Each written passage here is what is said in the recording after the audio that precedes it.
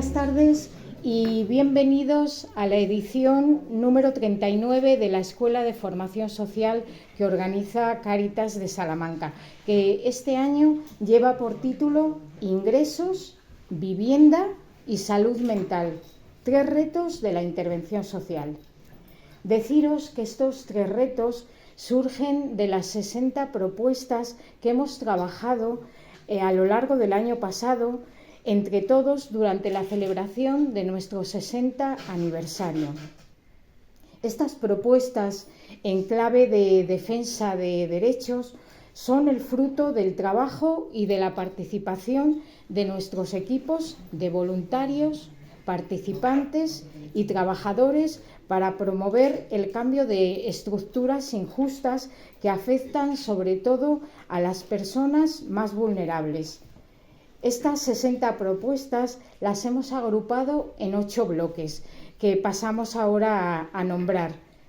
El primer bloque agrupa a las propuestas que tienen en común el asegurar el derecho de acceso a los bienes básicos a todas las personas, especialmente a las personas más vulnerables. El segundo bloque agrupa las propuestas que tienen como intencionalidad favorecer el acceso a una vivienda digna. El tercero de los bloques trata de cuidar y atender a la salud mental.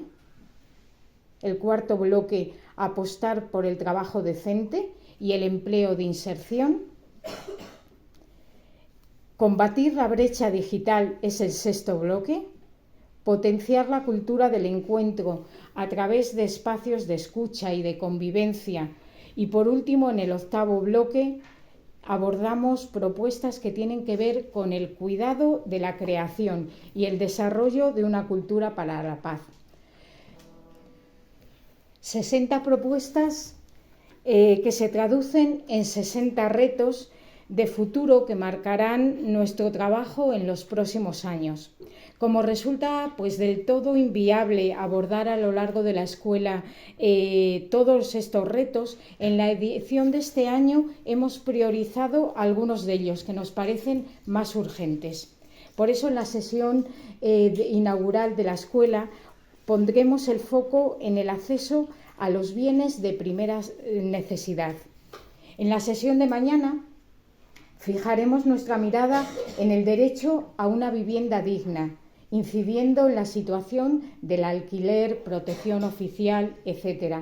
Y cerraremos la escuela el jueves abordando a través del lenguaje del teatro un tema que reclama por parte de todos una intervención urgente, como es la soledad y la salud mental. Bueno, pues nada, pasamos a presentar entonces a Raúl, que es quien nos acompaña esta tarde para esta primera sesión de la escuela, como decía Rosa, centrada en el acceso a los bienes de primera necesidad, en este derecho básico que constituye uno de los retos que nos hemos fijado para nuestra intervención de aquí en adelante. Raúl Flores Martos es un compañero de Cáritas Española, de Servicios Generales, coordinador del equipo de estudios de Cáritas, secretario técnico de la Fundación FOESA. Bueno, él es analista, investigador social, licenciado en Sociología por la Universidad Complutense, profesor colaborador de la Pontificia de Comillas y bueno, ha coordinado varios estudios sobre la realidad social de Cáritas y de FOESA que seguro que muchos de nosotros hemos consultado y hemos leído. Bueno, para mí es un gusto presentar a compañeros que saben mucho y que tienen mucho que decir, como es el caso de Raúl, pero en este caso además pues es un placer añadido presentar a Raúl, que es un gran comunicador y sobre todo una persona con una gran calidad humana. Así que nada, Raúl, lo dejamos en tus manos para abordar este tema tan interesante.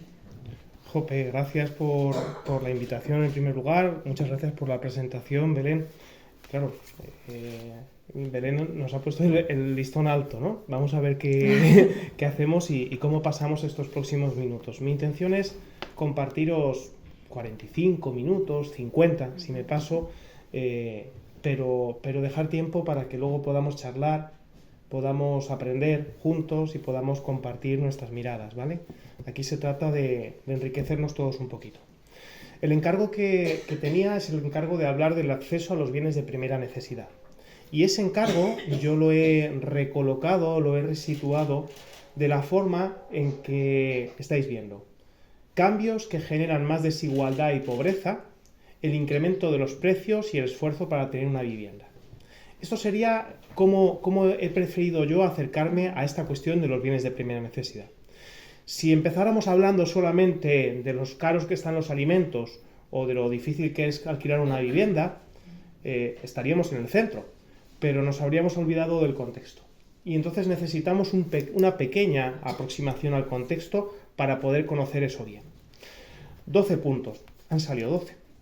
12 puntos para acercarnos un poquito a las cuestiones más importantes. El primero de los puntos, y en honor a la sala que nos acoge y a la institución que nos acoge, tiene este título: La sociedad española como una enferma crónica, ¿no? El estar en el colegio de médicos pues también inspira y dices, oye, pues vamos a hablar de la enfermedad crónica. El segundo de los puntos es las crisis que nos han ido generando impactos desiguales. El tercero de los puntos, quien me conoce, probablemente Belén, dirá, joder, Raúl, ¿cómo le gusta lo de la desigualdad de oportunidades?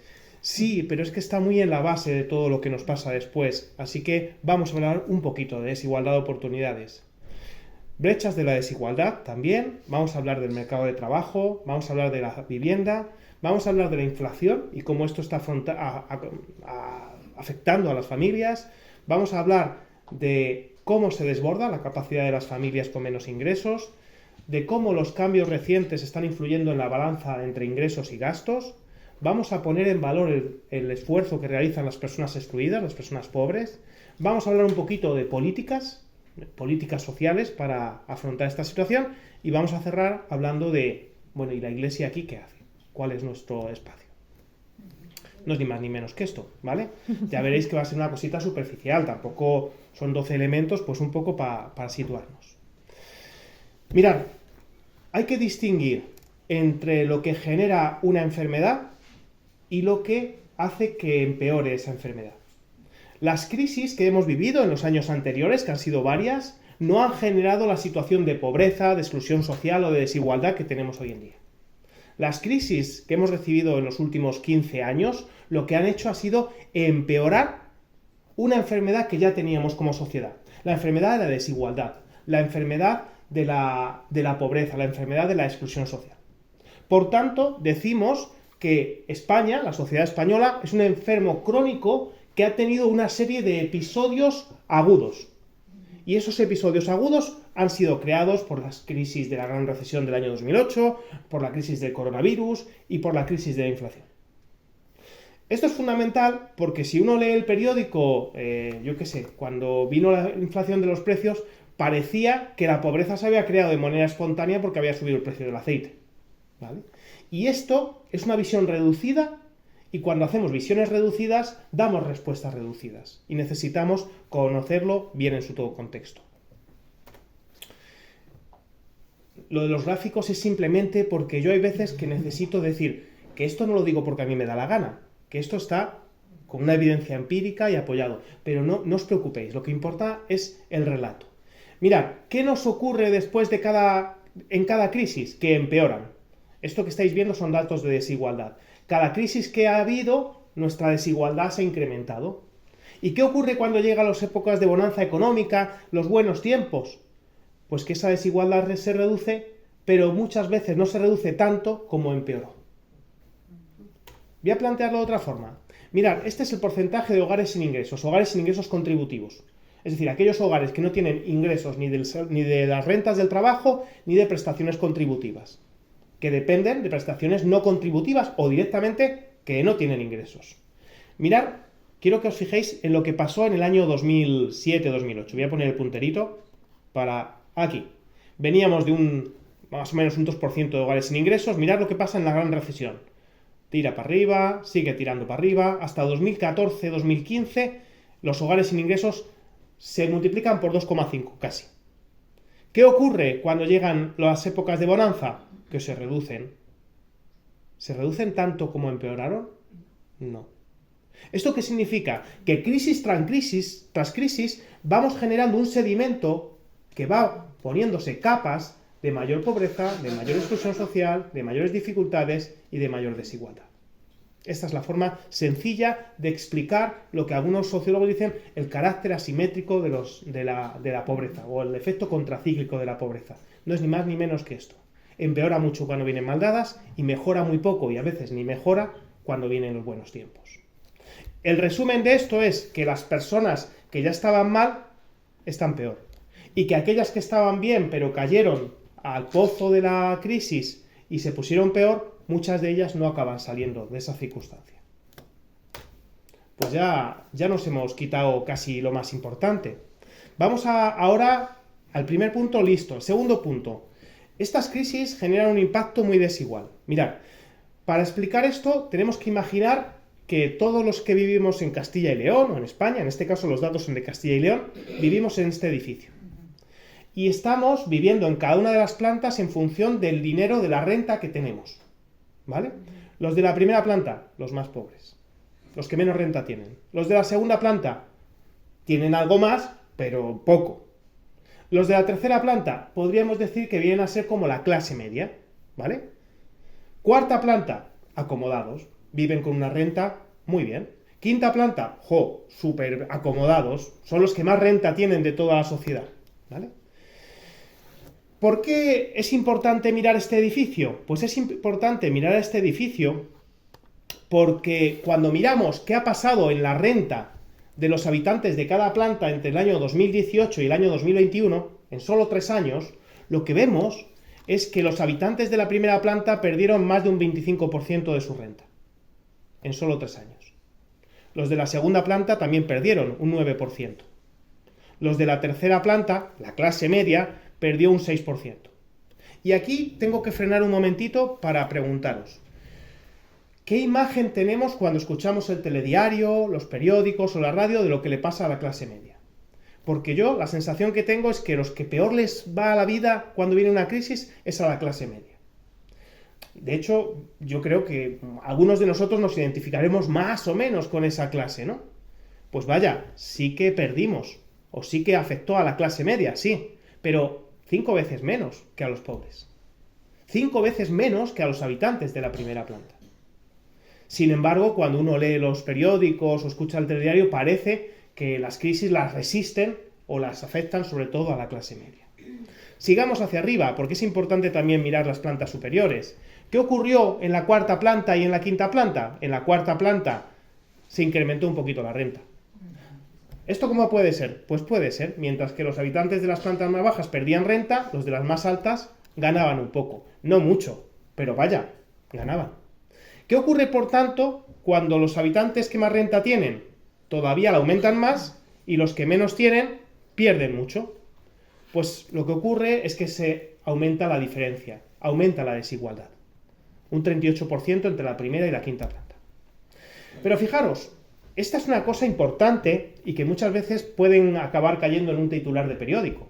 Pero lo más importante no es la diferencia entre la primera y la quinta planta. La diferencia más importante es entre la primera y la tercera planta. Y os voy a explicar por qué. Mirad, los estándares de una sociedad, los estándares de consumos, de bienes y servicios, se establecen en torno a la clase media.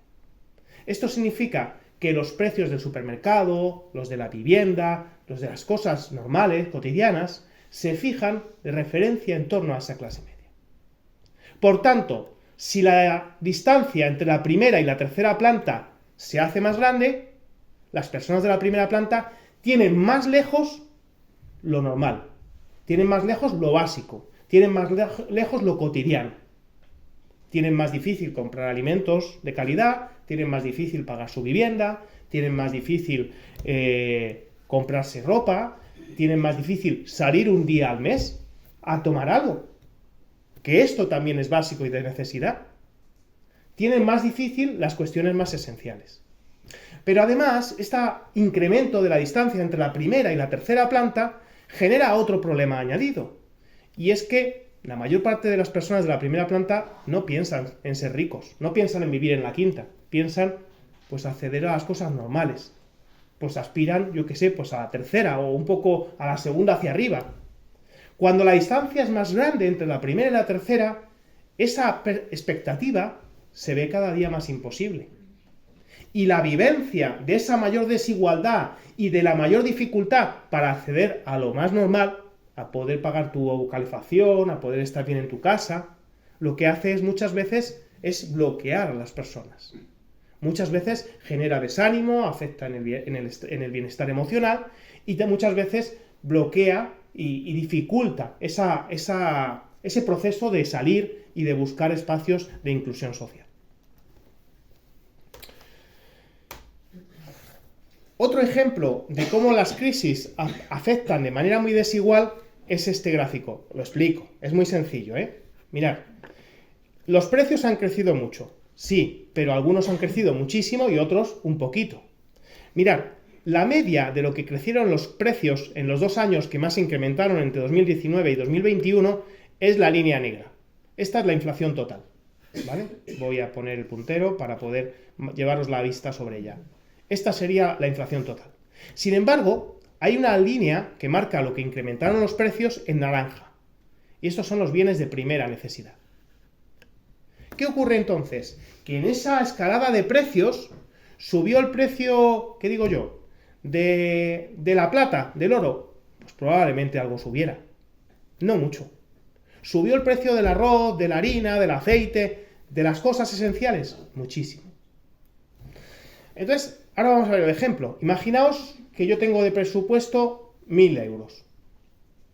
¿A qué dedico yo los 1.000 euros? A bienes de primera necesidad. A pagar mi casa, mi luz, mi alimentación y poco más. No me da para más.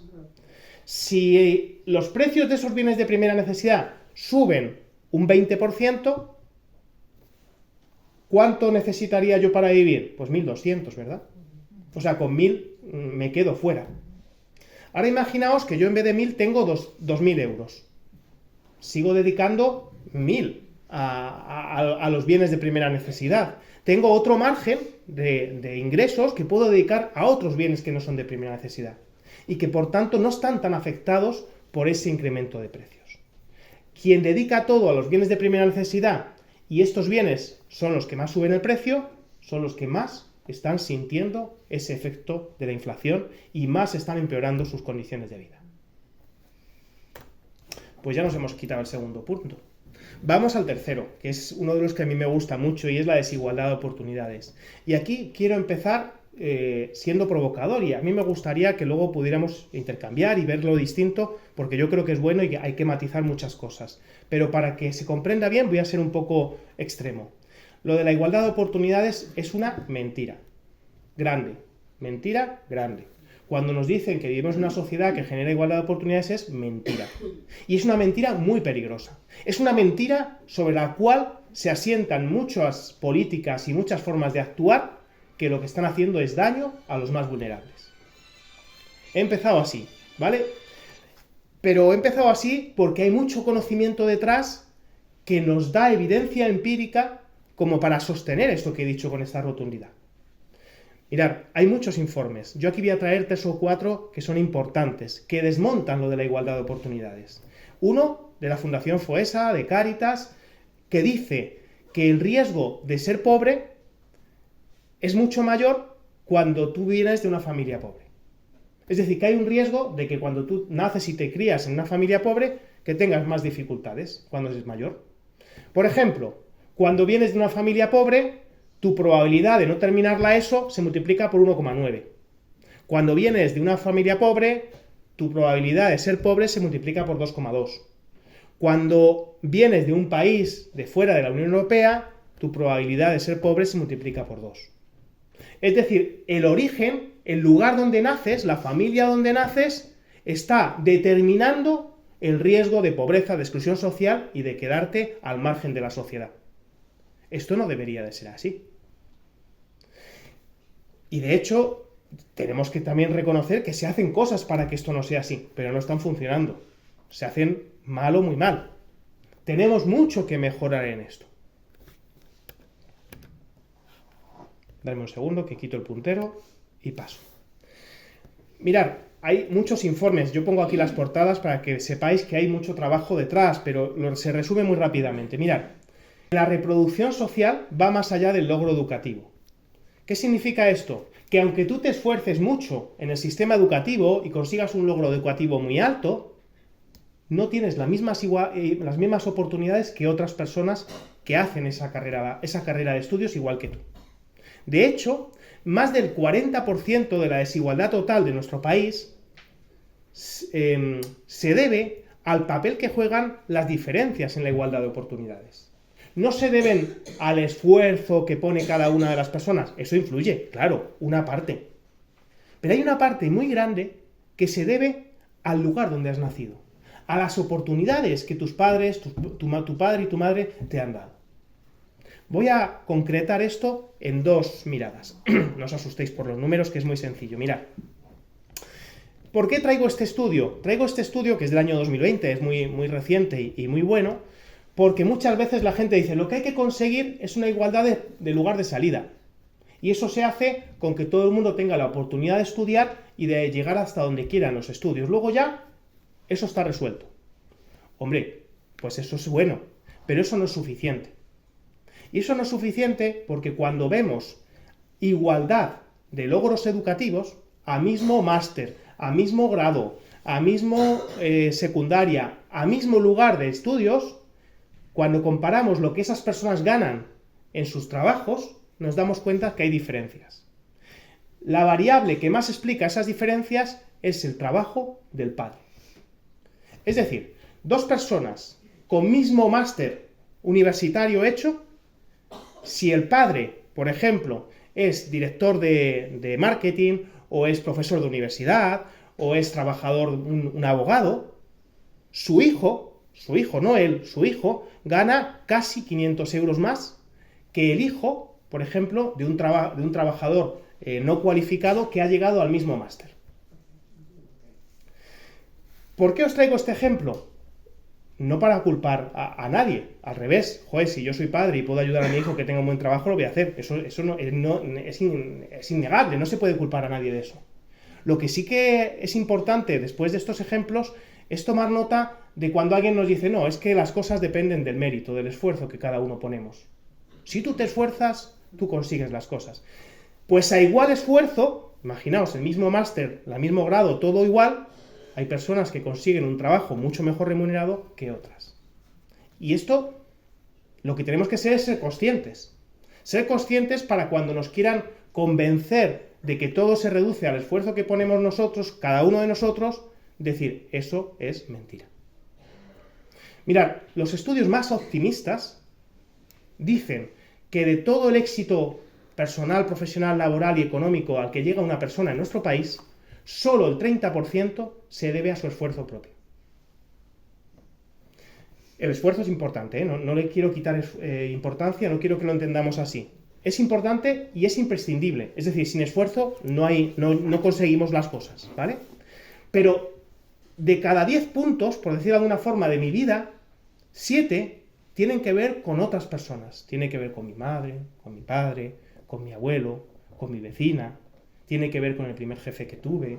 Tiene que ver con el segundo jefe que tuve que me animó. Es decir, somos el producto de muchas circunstancias. Pero mirad, la desigualdad de oportunidades también tiene que ver con elementos de salud. Esta os la voy a contar porque es muy interesante. Yo tengo un amigo que le preocupa mucho las cuestiones de las condiciones de vida porque piensa que gastamos mucho dinero en acompañar a esas circunstancias, a esas dificultades, y que hay que ver cómo invertimos bien los elementos sociales para hacerlo mejor. Entonces, cuando yo conocí este estudio, se lo compartí. Y le dije, mira, hay un estudio que está hecho en Cataluña que han mirado 29 enfermedades de menores de 15 años. Y de esas 29 enfermedades han comprobado que 25 de ellas tienen relación con los dineros. Es decir, aquellas personas de hogares con menos recursos, con menos dinero, enferman mucho más que aquellas familias de clase media. Concretamente, la probabilidad de padecer estas 25 de las 29 enfermedades entre los más pobres se multiplica por 1,8. Hasta aquí bien, ¿verdad? Es decir, podríamos imaginarlo, los datos nos lo confirman, Pero además, claro, la lectura que hacía este informe fue la que yo le compartí a mi amigo. La lectura es, si hubiéramos elevado el nivel económico de los más pobres casi hasta la media, habríamos ahorrado 141.000 procesos patológicos. Es decir, invirtiendo en las rentas de las familias más pobres y elevándolas más o menos a la clase media, sin llegar pero casi, 141.000 procesos patológicos no habrían existido. Mi amigo, que se pone a echar cuentas, dice, esos son muchos millones de euros. Digo, efectivamente. Y esos son 141.000 niños que no se hubieran puesto malos. Ya hemos terminado el punto 3. ¿Por qué es importante este punto 3? Porque luego vamos a tener que reconectarnos con esas diferencias en la igualdad de oportunidades que hemos desmontado. Cuarto punto, las brechas de la desigualdad. Mirad, estos son números que nos dicen poco, pero el contraste de estos números nos dicen mucho. Mirad, la tasa de exclusión social en Castilla y León, aquellas personas que tienen dificultades acumuladas y problemas para poder hacer una vida normal, está en torno al 18%. Cuando hacemos el contraste entre hombres y mujeres, entre hogares en los que el hombre es el que más dinero aporta y hogares en los que la mujer es el que más dinero aporta, nos encontramos la siguiente diferencia, que esa tasa de exclusión social es mucho mayor en los hogares en los que la mujer es la que más dinero llega. Cuando la sustentadora principal es mujer, el porcentaje sube al 25%. Si es hombre, se reduce al 15%. Mirad, la columna del medio es muy impactante. Cuando el hogar está sustentado por un español, 15%. Cuando está sustentado por un extranjero, 53%. Aquí la brecha es intensa, ¿eh? ¿Qué ocurre con la población de origen inmigrante? ¿Está realmente teniendo oportunidades de integración? Estos datos nos hacen dudar de que estén teniendo oportunidades buenas de integración, o al menos una parte, casi la mitad. Más de la mitad. Y por último, quiero que miremos a esta parte, porque en esta parte voy a ser un poco insistente más adelante. Aquellas personas más jóvenes son las que tienen un mayor riesgo de exclusión social, 24%.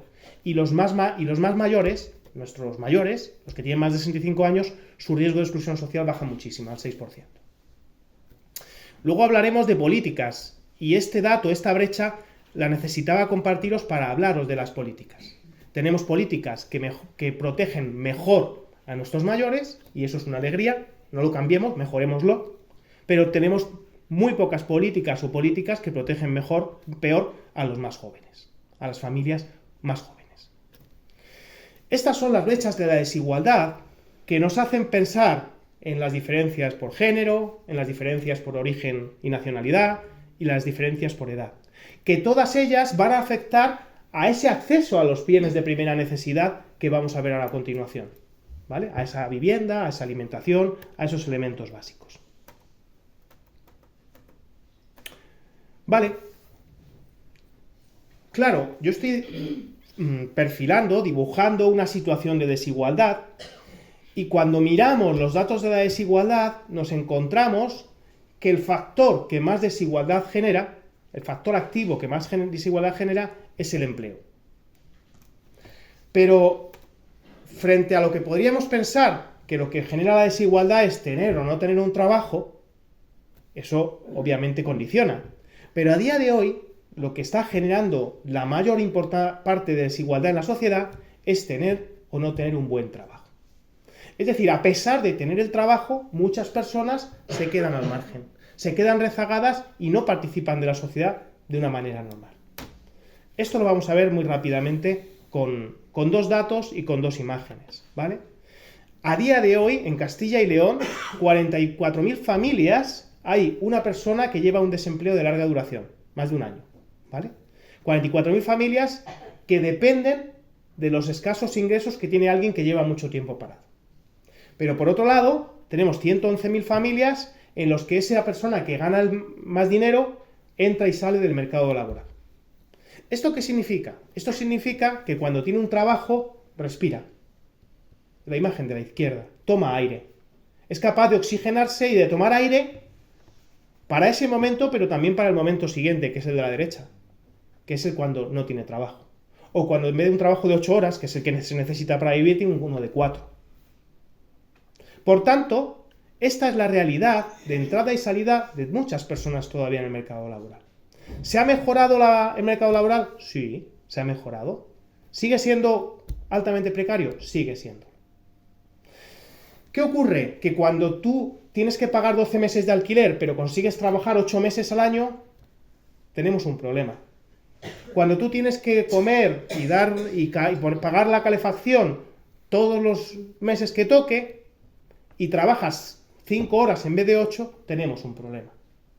Es decir, la cuestión no está solamente en trabajar, sino en cómo trabajamos, cómo es la estabilidad de ese trabajo y qué características tiene el trabajo.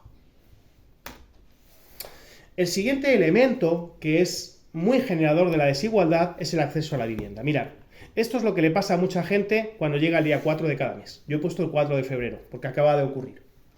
Cuando llega el día 4 de febrero, o el 4 de marzo, o el 4 de abril, a muchas personas le pasa lo que a la mujer de esta fotografía. Se han quedado sin dinero para el resto del mes. ¿Por qué? Porque tenemos la manía de lo primero pagar nuestro alquiler, pagar nuestra luz, nuestra agua, nuestro gas, y luego ya a ver cómo salimos adelante. Solo en Castilla y León, 120.000 familias se quedan así después de ese día 4. ¿Esto qué significa? Que el desembolso que las familias hacen en vivienda es muy importante. Tan importante como que cada vez tienen que dedicar más parte del presupuesto al pago de la vivienda. Las familias en general y las que tienen menos renta en particular. Dicho de otra forma, la vivienda se ha convertido en el pozo sin fondo que se va tragando los ingresos de las familias.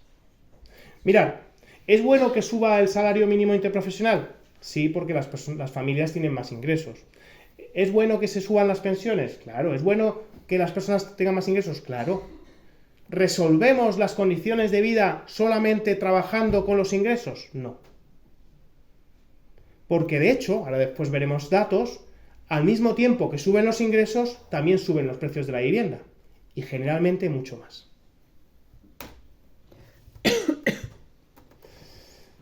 Mirad, España es un caso raro en los temas de la vivienda y nos los tenemos que hacer mirar. Y es el momento de mirárnoslo, ¿eh?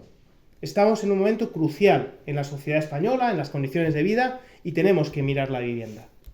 Mirad, España tiene un 1,4%, lo he redondeado para no poner decimales, pero tiene un 1,4% de parque de vivienda pública en alquiler.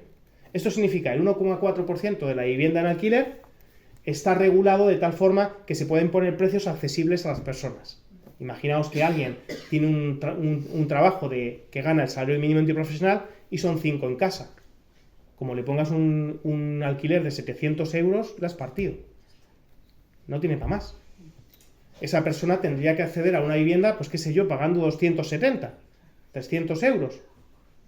Ese tipo de viviendas en los cuales se puede ajustar ese precio suponen el 1,4% de la vivienda en alquiler de nuestro país. Pero hay países en los que es un 29%, un 24%, un 21%, un 17%. Austria, Reino Unido, Francia, la República Checa un 11%, Polonia un 9%, Polonia sí, Malta, Hungría un 3%, Bulgaria tiene el doble de parque de vivienda pública en alquiler que España. ¿Esto qué significa? ¿Que en estos países las cosas se han vuelto locas? Significa que en estos países la gente no pena después de pagar la vivienda. Que hay maneras, accesos, fórmulas para poder reducir el coste de la vivienda a algo razonable. Tenemos mucho que hacer en este sentido. Pero además, estos precios altos en la vivienda van acompañados de empleos precarios y de bajos salarios. Ese es la tormenta perfecta. Eso es lo que está haciendo que muchas familias no consigan salir de las circunstancias de pobreza y exclusión social y que nuevas familias vayan entrando a ese saco. Mirad, hemos llegado ya al día de hoy. Todo esto era la preparación para llegar a qué nos pasa con los precios, qué nos pasa con la alimentación, con el vestido, con la vivienda. Eso es lo que necesitábamos, cómo llegar hasta aquí.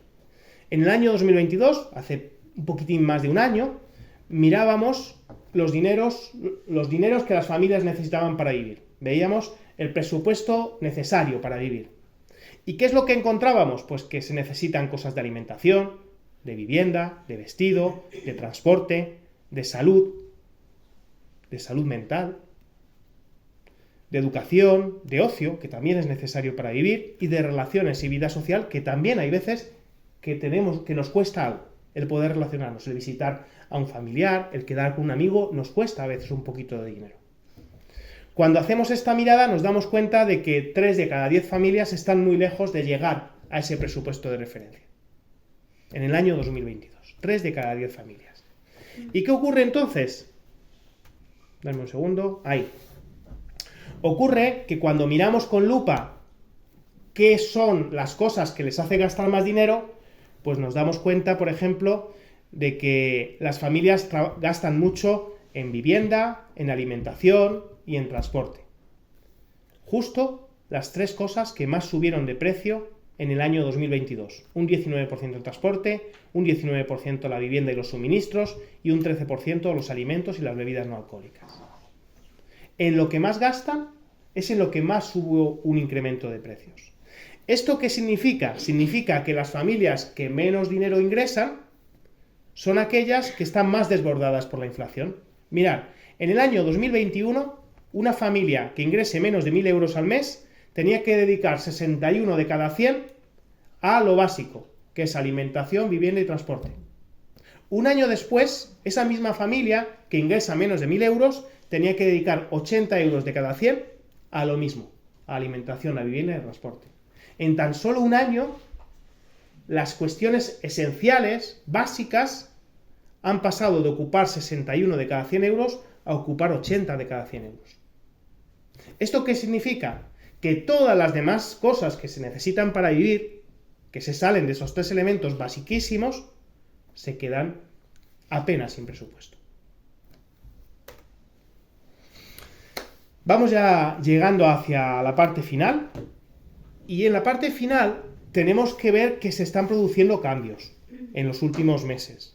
Cambios, algunos que van mejor, otros que no tanto, pero hay que ser conscientes de esos cambios. No podemos vivir mirando el de hace 2 años o el de hace 5.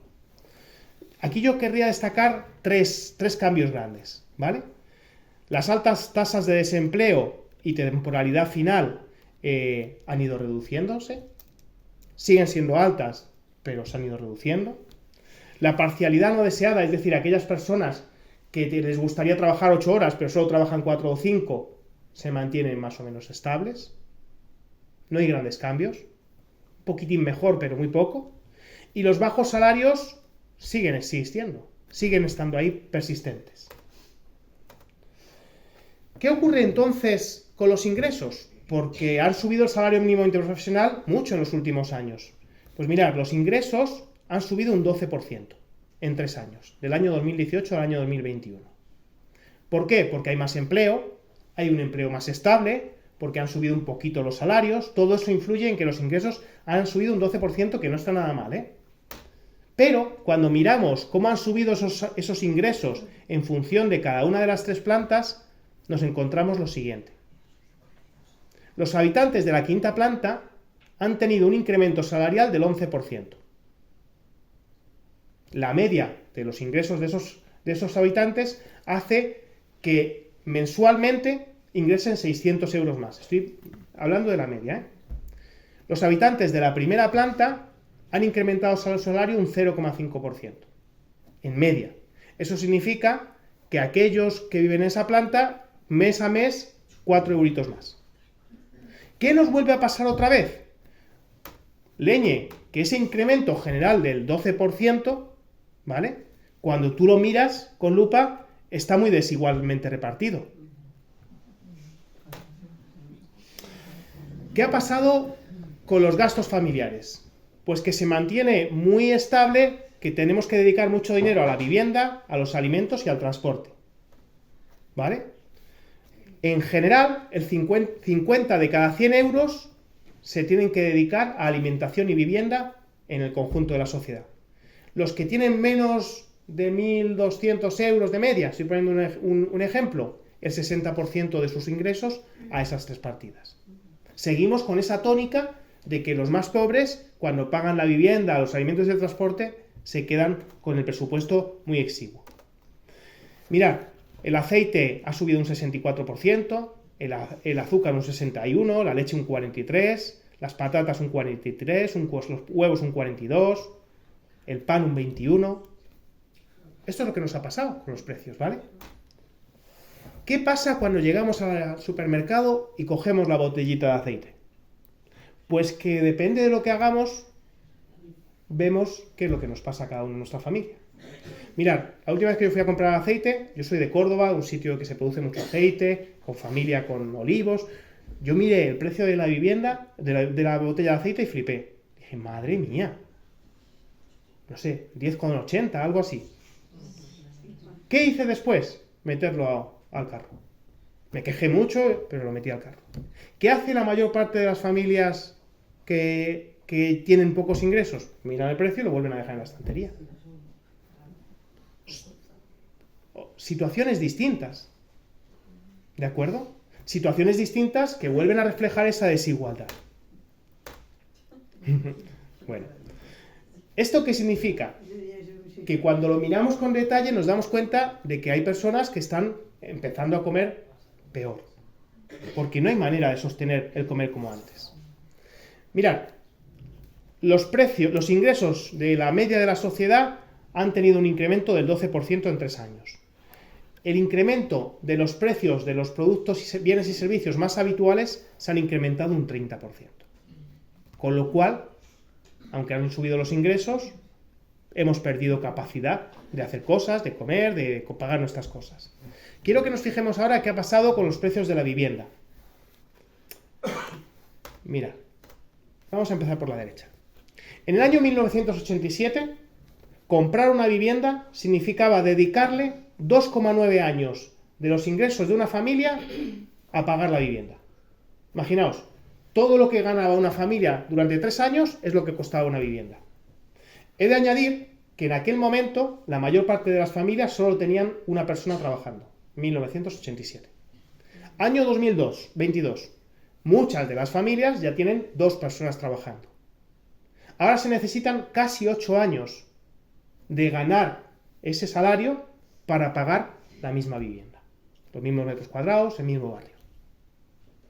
Es decir, el esfuerzo para comprar una vivienda se ha multiplicado por más de 2, por 2,5. Esto en la compra, pero cuando eso lo traemos al alquiler, vemos cómo los precios se han incrementado muchísimo. De hecho, un tercio de las personas que viven de alquiler sufren estrés financiero. ¿Qué poníamos aquí? Que estamos viviendo una burbuja en el precio de la vivienda, una burbuja que otra vez sigue afectando a los más vulnerables, a los más pobres. ¿Por qué quería llevaros a este punto, en poner en valor el esfuerzo de las personas excluidas? Porque muchas de las personas a las que acompañamos desde Cáritas vemos todo el esfuerzo que hacen para salir adelante. Y uno de los esfuerzos que hacen es estrategias, ponen en práctica cosas. Pues recurren a los pocos ahorros que tienen para cubrir gastos. Acuden a una ONG, a la parroquia, a los servicios sociales a pedir ayudas económicas. Normal. Reducen sustancialmente los gastos de ropa y calzado. Reducen sustancialmente los gastos de alimentación. Dejan de seguir dietas especiales. Dicen, mira, no estamos para hacer una dieta, tiramos. Dejan de utilizar el comedor escolar. 17% de las familias que no llegan al presupuesto de referencia, que no tienen suficiente, han dejado de utilizar el comedor escolar.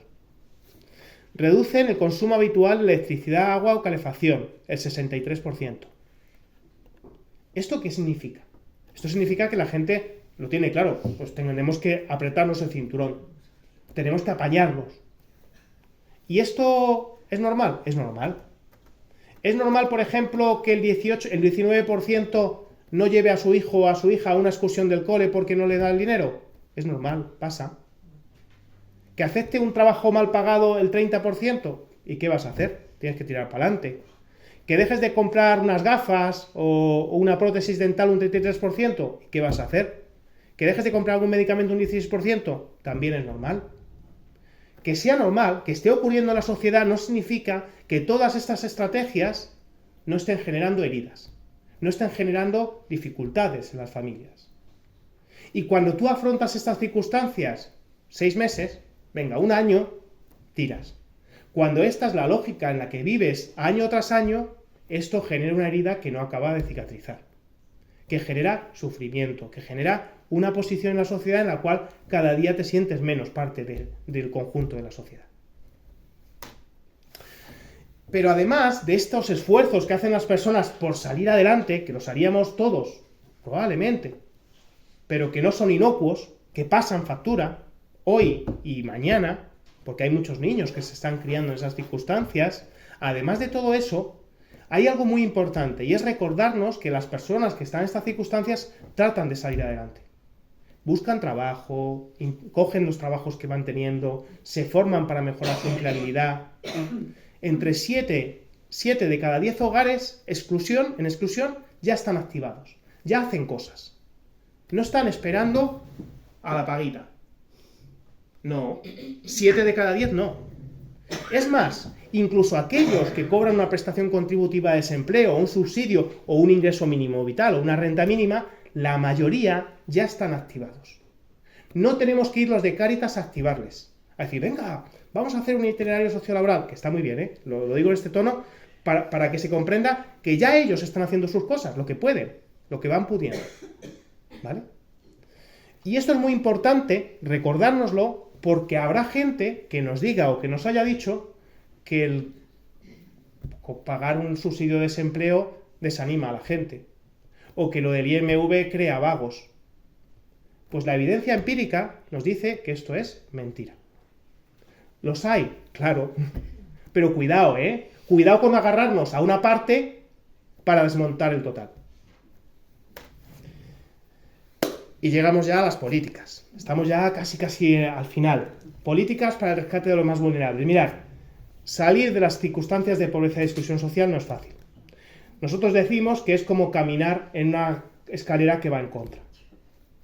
¿Esto qué significa? Pues que hay que hacer mucho esfuerzo, que hay que mantener esa acción y que necesita sobre todo de mucho apoyo. Que ninguna y ninguno de nosotros podríamos salir del pozo de la exclusión social por nosotros mismos. ¿Tenemos que poner de nuestra parte? Claro, joder, si no, no salimos. ¿Es suficiente con que pongamos de nuestra parte? No lo es. Necesitamos políticas que nos ayuden, recursos que nos ayuden, personas que nos ayuden, comunidad que nos ayude. Entonces, para no hacerlo muy largo, y si nos tenemos que fijar en 5 cosas las más importantes que deberíamos de hacer para salir de ese pozo, para ayudar a que esas personas salgan de ese pozo, yo diríamos que lo más importante sería invertir en protección social para reducir la pobreza y para proteger la familia. Dicho así, pues casi que podríamos firmarlo todo, ¿no? Claro, reducir la pobreza y proteger a la familia. ¿Pero por qué esto es más necesario en España que en otros países? Porque no lo estamos haciendo bien.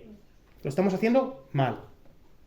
Mirad, perdonad lo de las columnas, es que esta parte para mí es necesaria que os la traiga con este gráfico raro, ¿vale? Pero las columnas claritas es el nivel de pobreza de cada uno de los países que veis abajo antes de que el Estado actúe.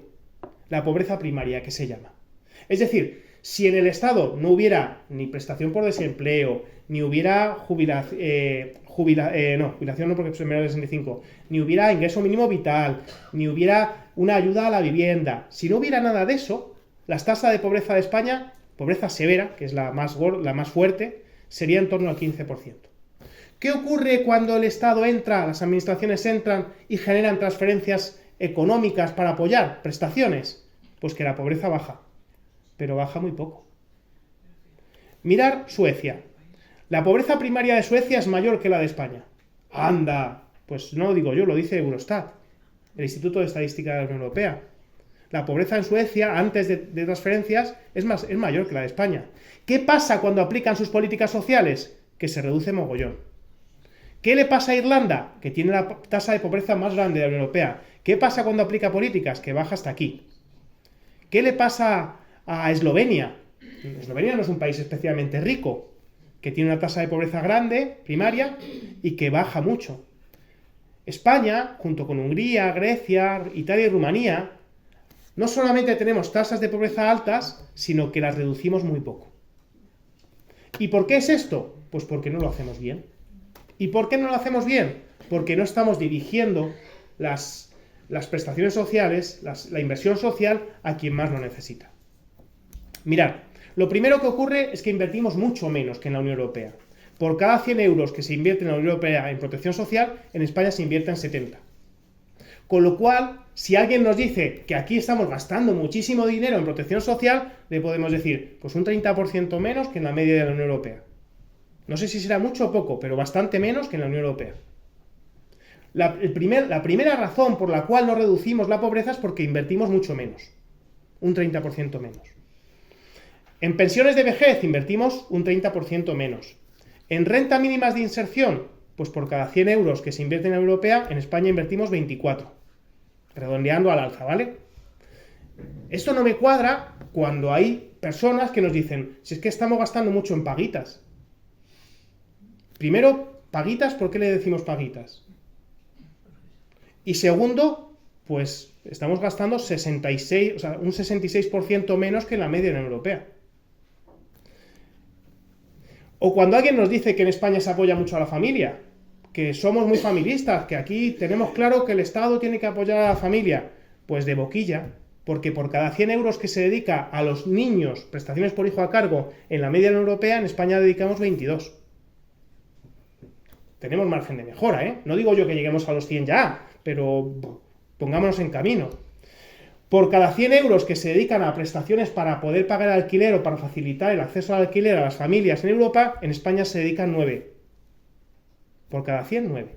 Es decir, invertimos mucho menos. Es verdad que invertimos más en desempleo y en pensiones no contributivas, porque tenemos niveles de desempleo más altos que la media de la Unión Europea y porque muchas mujeres no tuvieron esquemas de cotización suficientes como para acceder a pensiones contributivas y por eso tenemos un esquema de pensiones no contributivas mayor.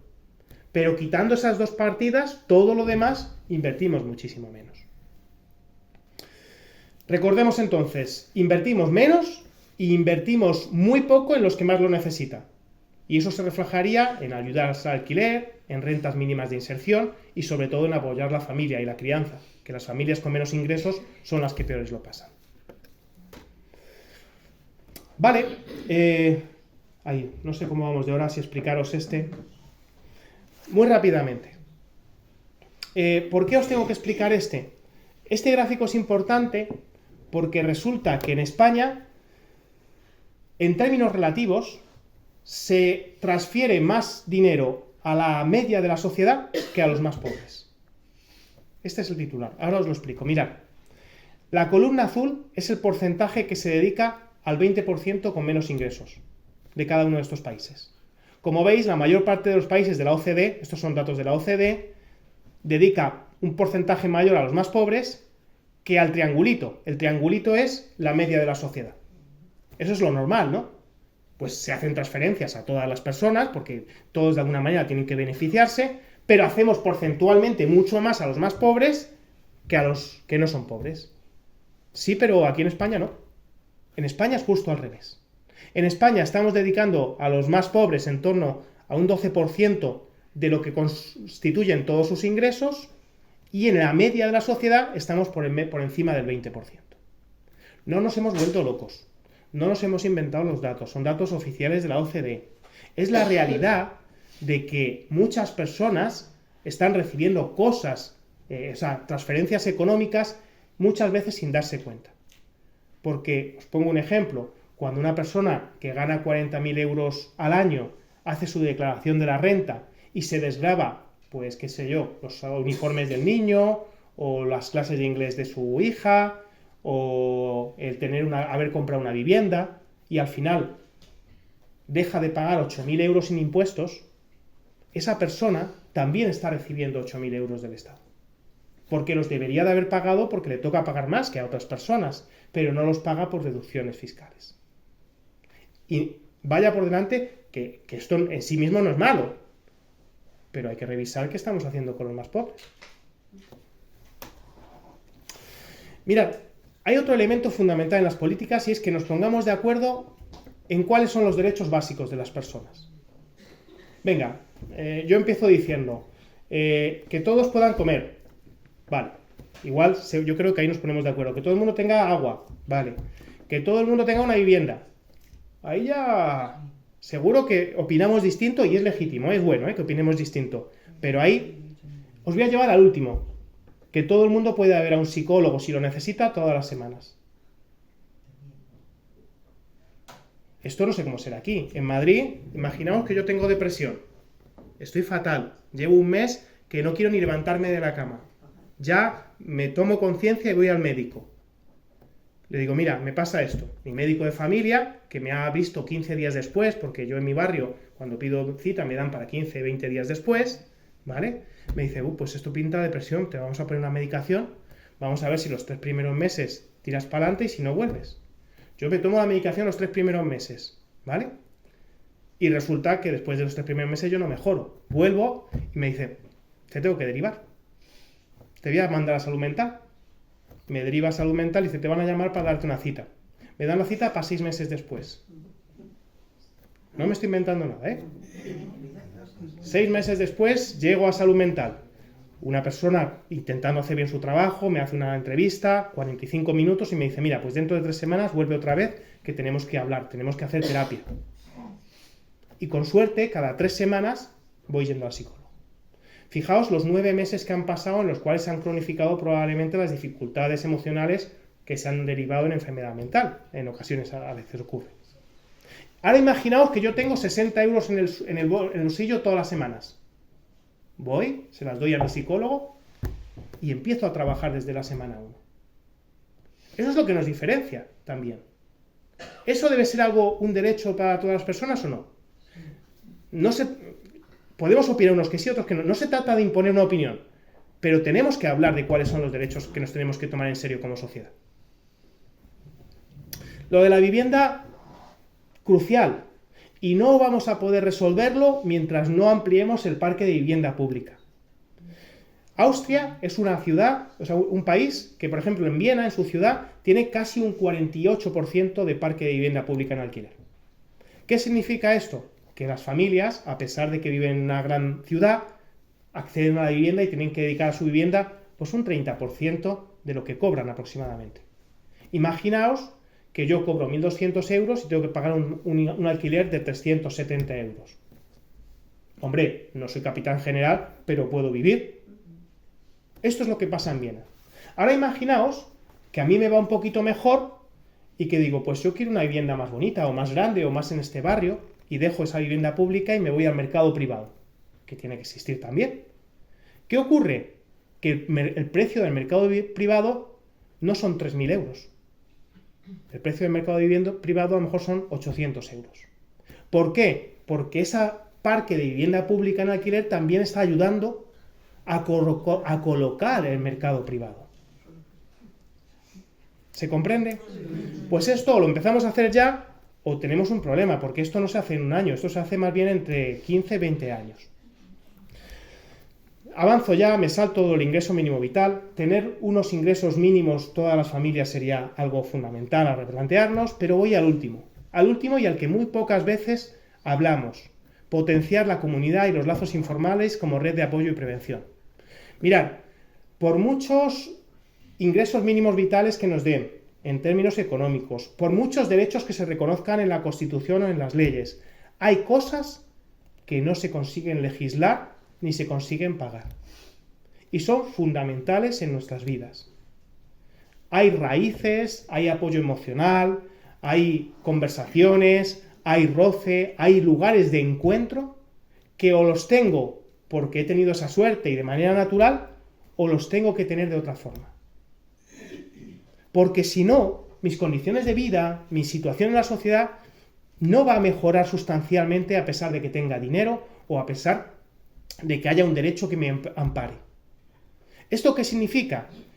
Que más allá de que haya políticas que tengamos que buscar, necesitamos una parte de sociedad, de comunidad, de vecindad y de personas que nos apoyemos. Y aquí es donde engarzo con lo último ya, y lo voy a leer así muy rápidamente, y es, ¿qué hacemos entonces como Iglesia? Pues muchas cosas podemos hacer, pero vaya, yo solamente voy a dedicar aquí a 7 cosas. Lo primero, no culpabilizar al que no se encuentra trabajando, porque todavía tenemos tasas de desempleo importante en nuestro país y todavía no puede trabajar todo el que quiera. Segundo, comprender la realidad de que no llega a final de mes, porque si tiene que pagar vivienda, lo tiene muy duro para llegar a final de mes con pocos ingresos. Tercer lugar, ser conscientes de que podemos ser parte del problema y también parte de la solución. Y me voy al tema de la vivienda. Tenemos que revisarnos el tema de la vivienda como personalmente y como institución. Porque tenemos que ver cómo nos situamos. Yo sé que aquí es poco probable que haya una persona que tenga 30 pisos alquilados, pero a lo mejor estamos personas que tenemos un piso alquilado. También tenemos nuestra parte de responsabilidad. Podemos elegir. Ponerse en el lugar del otro y ofrecer lo que desearía recibir. Es sencillo, pero a veces nos cuesta. Ser comunidad de acogida para las personas más vulnerables. Y aquí hago un paréntesis y hablo de los migrantes. Mirad, siguen ocupando la peor situación económica de la sociedad. Siguen ocupando los peores trabajos. Siguen viviendo en los peores barrios y siguen habitando las peores casas, las peores viviendas. ¿Hay personas que están bien? Sí, pero la mayor parte están en esas circunstancias. Y a pesar de eso, siguen insistiendo en labrarse un futuro en nuestro país. Muchas veces, cuando hablamos con estas personas, nos dicen, se sienten como resignadas, como ¿y qué vamos a hacerle? Pues es lo que nos toca. Sienten que el haber llegado a nuestro país requiere que paguen ese peaje. Vaya, es hasta comprensible, ¿verdad? Probablemente no es justo hacerles pagar un peaje tan alto. Y la pregunta que yo me haría es, ¿y quiénes van a tener que pagar ese peaje? ¿Sus hijos lo están pagando ya y tienen que pagarlo? ¿Sus nietos también? ¿Cuánto tiempo vamos a tener esa falta de capacidad de ponérselo un poquito más fácil y de integrar a las personas que no tienen raíces? Practicar la vecindad, porque, mirad, sin la vecindad y sin el abrirnos al que está al lado, aunque nos caiga un poco peor, no avanzamos sustancialmente. Claro, es fácil ayudar al que te cae bien, a ese vecino con el que te llevas guay, pero no es suficiente. Muchas necesidades, muchos apoyos a veces tienen que venir con la persona con la que no tienes mucha relación. Esa vecindad es un elemento fundamental de apoyo, de red, de tejido. Y ser llaves para las puertas que se cierran. Porque hay muchas puertas que se están cerrando y como personas tenemos a veces capacidad de abrirlas. Y ya, termino, ¿vale? Es un cierre muy tonto, pero al final todo esto pasa muchas veces por replantearnos si queremos orientarnos hacia el bien común o no. Y cuidadito con no dejarnos engañar con lo del interés general, que lo oiréis mucho por ahí. Sobre todo a las personas que le tocan gestionar lo público, los políticos hablan del interés general. Y el interés general, yo no digo que esté bien, mal, pero no es suficiente. El interés general es hacer las cosas que benefician a la mayoría. Y el bien común es algo completamente distinto. El bien común es hacer las cosas pensando en los que menos capacidad tienen, en los que más dificultades tienen. Empezar desde ahí. Porque eso que haces para el que más dificultad tiene, también es bueno para el que no tiene la dificultad. Si aquí hay unas escaleras para subir hasta esta planta, el 95% de las personas pueden subirlas. Eso es el interés general. Pero si ponemos un ascensor, estamos pensando desde el bien común. Estamos pensando desde la persona que va en silla de ruedas o desde yo que me partí una pierna ayer. Eso también beneficia a las personas que un día estamos cansadas y cogemos el ascensor, pero hemos diseñado desde el bien común.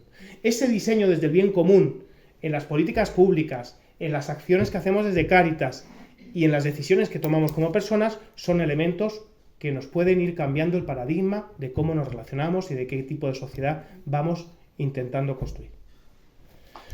Pues hasta aquí, ya estaría.